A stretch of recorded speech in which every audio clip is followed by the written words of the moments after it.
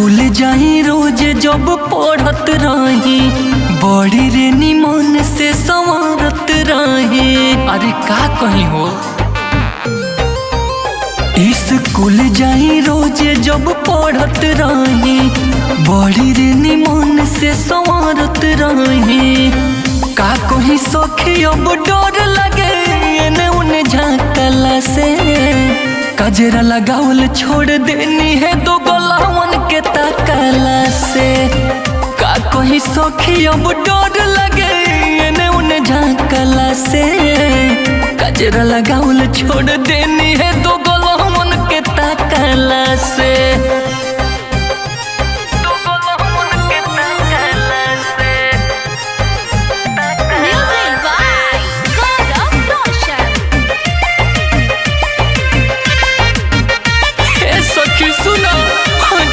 पानी पिए जाई चापा कल से, आँख मार लागे लफुआ लफंगा बगल से।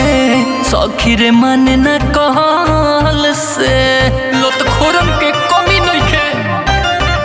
लागे हम सखी कुछ कर जाई, बड़ी गम सखी जियते मर जाई। धीरे धीरे रोडवा पे चलिले हम, डरिले मटाकला से। काजरा लगावल छोड़ देनी है दो गलावन के ताकला से।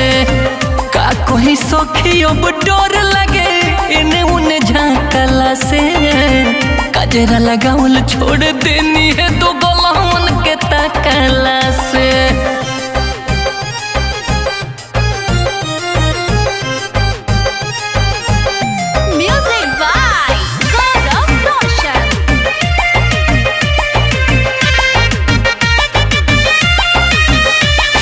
सुनी जिया जोरे नागेंदर के, संगे संगे सखी गौरव जवल भास करके।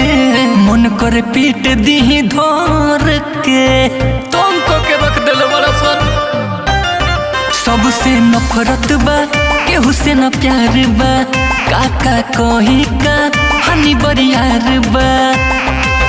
बाली उठ लाली के बचाई ना हम रोज डहाकला से, कजरा लगावल छोड़ देनी है दो गलावन के ताकला से। का कोई सखी अब डर लगे एने उने झाँकला से, कजरा लगावल छोड़ देनी है दो गलावन के ताकला से। अरे मुँह मारो ऐसन पढ़ाई लिखाई के।